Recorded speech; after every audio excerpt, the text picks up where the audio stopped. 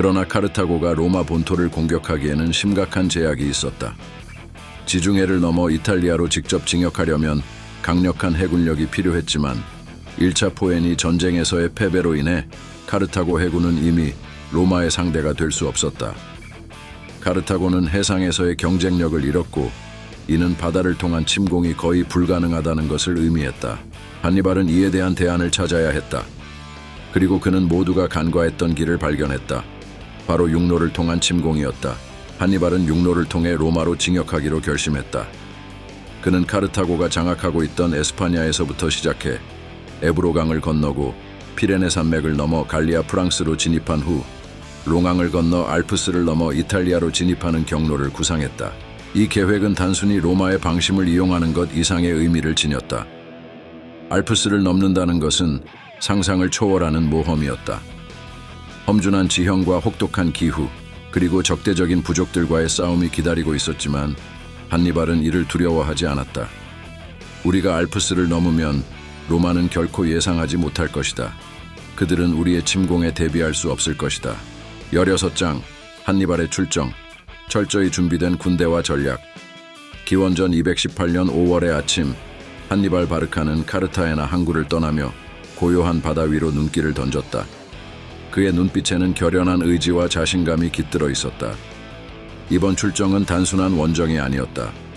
그것은 로마 제국을 무너뜨리겠다는 불타는 맹세이자 그의 인생을 건 도전이었다.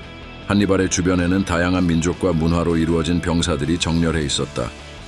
그들은 자신들의 리더를 향해 굳게 신뢰를 보내며 새로운 여정을 시작하려는 긴장감으로 가슴이 뛰고 있었다. 한니발이 이끌고 떠난 병력은 실로 웅장했다. 보병 9만 명, 기병 12,000명, 그리고 거대한 전투 코끼리 37마리가 그의 군대를 이루고 있었다. 이들은 단순히 숫자로만 강력한 것이 아니었다. 한니발의 군대는 에스파냐인, 리비아인, 누미디아인, 그리고 카르타고 본국의 정예 병사들로 이루어져 있었으며 각기 독특한 전투 스타일과 무기를 보유하고 있었다. 한니발은 이들을 유기적으로 결합해 강력한 전력을 구축했고 그 결합은 마치 여러 악기가 조화를 이루는 교향곡과 같았다. 한니발은 카르타고와 에스파냐의 방위력을 약화시키지 않도록 치밀하게 계획을 세웠다. 그는 병력을 적재적소에 배치하며 본국과 에스파냐를 안정적으로 유지하고자 했다. 카르타고 본국에는 수비를 위해 2만 명의 병력을 남겨두었고 에스파냐에는 보병 12,000명, 기병 3,000명, 그리고 전투 코끼리 21마리를 남겼다. 에스파냐는 한니발에게 단순한 식민지가 아니었다. 그것은 그의 두 번째 고향이자 전쟁의 중요한 기반이었다. 에스파냐 방위는 그의 동생 하스드루발에게 맡겨졌다. 하스드루발은 강력한 지도력과 전술적 능력을 겸비한 장군으로 한니발이 안심하고 에스파냐를 맡길 수 있는 인물이었다. 그에게는 한니발 못지않은 결단력과 냉철함이 있었다. 하스드루발은 형이 떠난 뒤에도 에스파냐를 철저히 방어하며 형의 꿈을 뒷받침했다. 한니발은 자신의 가장 가까운 신뢰를 상징하는 막내 동생 마고와 함께 출정했다. 마고는 기민하고 전략적으로 유능한 인물로 형의 곁에서 보좌관 역할을 수행하며 군의 일체감을 유지했다. 그들은 단순한 군사적 동맹 이상의 유대를 나누었다. 마고는 형과 병사들 사이에 다리 역할을 하며 사기를 높이고 질서를 유지하는 데 중요한 역할을 했다. 형제는 서로를 깊이 신뢰했고 그들의 유대는 전장에서의 위기를 극복하는 데 큰 힘이 되었다.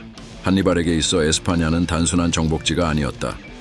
그는 이 땅을 자신의 유산으로 여겼다. 에스파냐의 풍부한 자원과 전략적 위치는 로마와 맞설 수 있는 강력한 거점을 마련해 주었다. 특히 은광에서 채굴된 은은 군비를 조달하는 중요한 자원이 되었고 현지 병사들은 그의 군대에서 중요한 역할을 담당했다. 한니발은 에스파냐의 땅과 사람들을 통해 로마와의 전쟁을 준비했고 그들을 자신의 전쟁 기계의 핵심으로 삼았다. 한니발의 군대가 카르타헤나 항구를 떠날 때 병사들은 각자의 갑옷과 무기를 반짝이며 햇빛을 반사했고 거대한 전투 코끼리들은 그 위압적인 모습으로 대열을 이루었다. 한니발은 병사들 앞에서 말을 타고 나서며 천천히 입을 열었다. 우리는 로마를 무너뜨릴 것이다. 그는 굳건한 목소리로 말했다.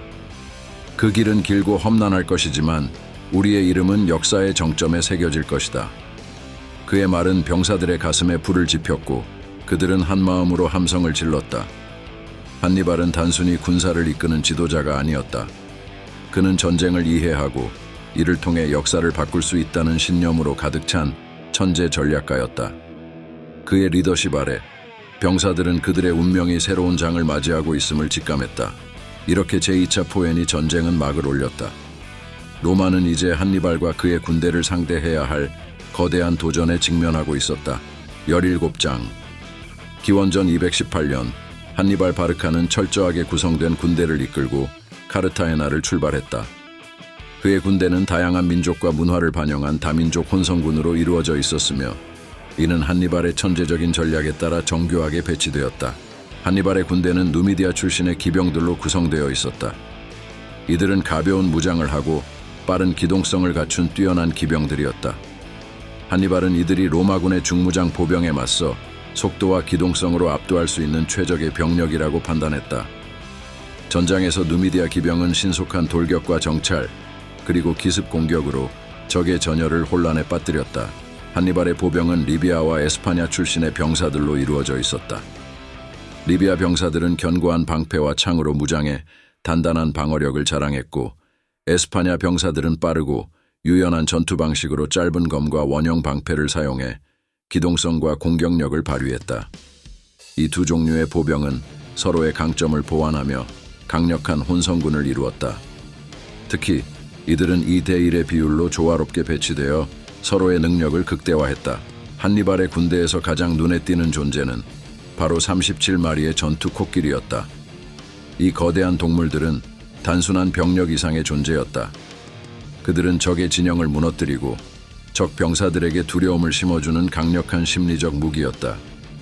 코끼리들이 전장에 나타날 때마다 적들은 혼란에 빠졌고 그들의 사기는 급격히 저하되었다.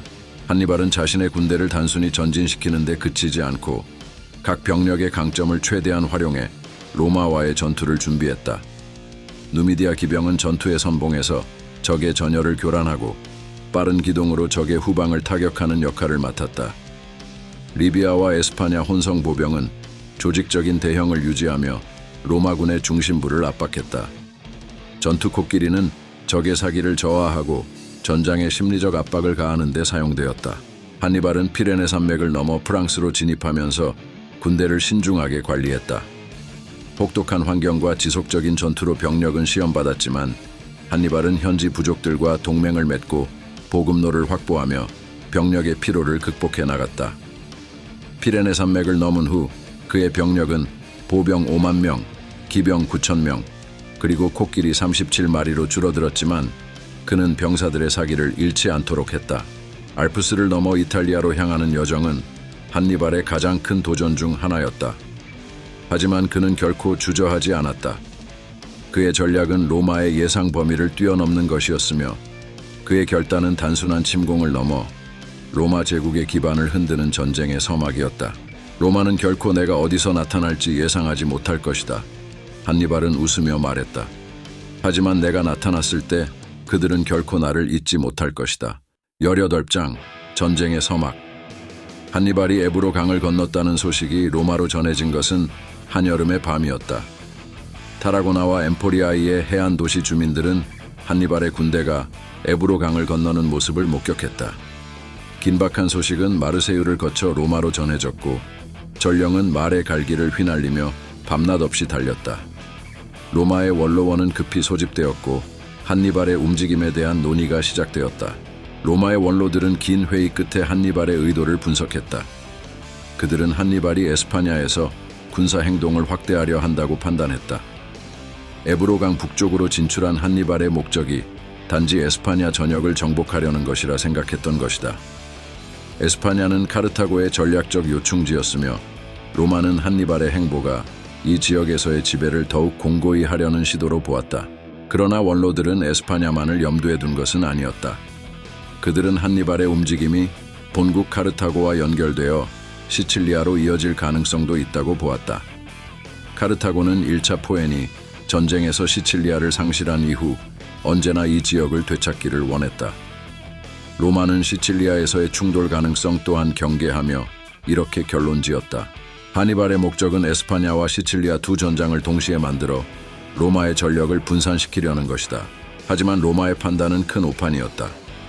원로원은 한니발의 에브로 강 북쪽 진출이 단지 에스파냐 내에서의 영향력 확대와 본국 카르타고를 시칠리아로 끌어들여 압박하려는 시도라 여겼다. 그러나 그들은 한니발이 이탈리아 본토를 직접 침공할 계획을 전혀 예상하지 못했다. 알프스를 넘어 로마로 진격한다는 것은 당시 군사적 상식으로는 불가능해 보였기 때문이다. 그래서 로마는 초기 병력 배치를 에스파냐와 시칠리아 방어에 중점을 두며 준비했다. 로마의 대응은 두 가지로 나뉘었다.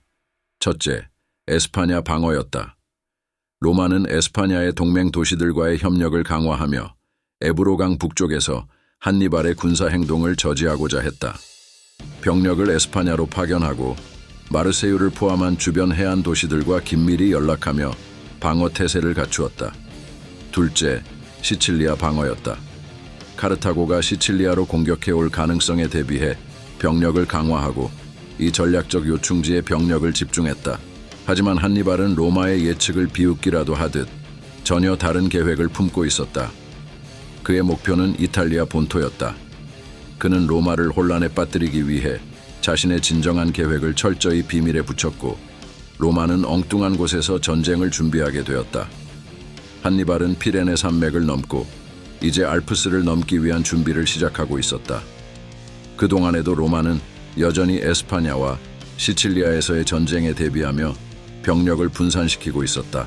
19장 기원전 218년 로마는 카르타고의 도발에 대응하기 위해 두 집정관 푸블리우스 코르넬리우스 스키피오와 테베리우스 셈프로니우스 롱구스를 중심으로 병력을 나누어 출정시켰다. 이들은 각각 에스파냐와 시칠리아로 향하며 로마가 예상한 두 전장에서 방어와 공격 준비에 착수했다. 푸블리우스 코르넬리우스 스키피오는 한니발의 초기 진군이 에스파냐에서 본격화될 것이라 판단하고 자신의 병력과 함대를 이끌고 에스파냐로 향했다. 그는 피사에서 함선을 타고 에스파냐로 이동하기로 결정했다. 피사는 로마와 에스파냐를 연결하는 해상 경로의 주요 거점으로 병력 이동을 위한 이상적인 출발점이었다. 스키피오는 24,200명의 병사와 5단층 갤리선 60척을 이끌었다. 그의 목표는 에브로강 이북 지역을 방어하며 한니발이 이탈리아로 진격하는 것을 사전에 차단하는 것이었다. 그러나 그의 예상은 한니발의 치밀한 계획에 의해 빗나가게 된다. 테베리우스 셈프로니우스 롱구스는 시칠리아를 방어하고 동시에 카르타고 본국이 시칠리아로 공격을 감행할 가능성에 대비하기 위해 시칠리아로 향했다. 그는 로마 외항 오스티아에서 출발했으며 이는 시칠리아 방어를 위한 이상적인 출발 지점이었다. 셈프로니우스는 26,400명의 병사와 3단층 및 5단층 갤리선 160척, 수송선 12척을 이끌고 있었다. 그의 목표는 카르타고 본국의 해군과 맞서 싸우고 시칠리아의 로마 동맹 도시들을 지키는 것이었다. 시칠리아는 제1차 포에니 전쟁 이후 로마의 중요한 거점이 되었으며 이곳을 빼앗길 경우 로마는 지중해 서부에서 전략적 열세에 놓일 가능성이 컸다. 로마는 한니발의 움직임에 따라 예상되는 전장을 에스파냐와 시칠리아로 나누어 병력을 배치했다. 이는 로마가 한니발의 알프스 횡단을 전혀 예상하지 못했음을 보여준다. 스키피오는 에스파냐에서 카르타고 세력을 억제하고 한니발의 후방을 위협하려 했고 셈프로니우스는 시칠리아에서 카르타고의 공격을 차단하며 로마의 방어선을 유지하는 데 주력했다. 두 전선에서 병력을 분산함으로써 카르타고의 공격을 효과적으로 막아낼 수 있다고 믿었다. 한니발의 계획은 로마의 예상 범위를 완전히 벗어났다. 그는 에스파냐에 머무르거나 시칠리아로 카르타고 본국의 지원군이 진격할 것이라는 로마의 예상과 달리 알프스를 넘어 이탈리아 본토로 진격할 계획을 이미 실행 중이었다. 스키피오와 셈프로니우스는 각각의 전장에서 준비를 갖추고 있었지만 정작 한니발의 침공은 로마 본토에서 시작될 것이었다. 이는 로마의 병력 분산을 야기했고 초기 전장에서 로마의 방어가 혼란에 빠지는 결과를 초래했다. 푸블리우스 코르넬리우스 스키피오와 테베리우스 셈프로니우스 롱구스는 각각 에스파냐와 시칠리아로 출정하며 제2차 포에니 전쟁의 막이 올랐다. 그러나 한니발의 예상 밖 전략과 알프스를 넘는 대담한 계획은 로마군의 초기 대응을 무력화하고 전쟁의 주도권을 한니발에게 넘겨주게 된다. 로마는 내가 어디로 가고 있는지 알지 못할 것이다. 한니발은 말했다. 하지만 내가 도착했을 때 그들은 나를 기억하게 될 것이다. 이제 전쟁은 단순한 국지적 충돌이 아니라 지중해 세계의 운명을 가를 대규모 충돌로 발전하고 있었다. 구독과 좋아요 꾹!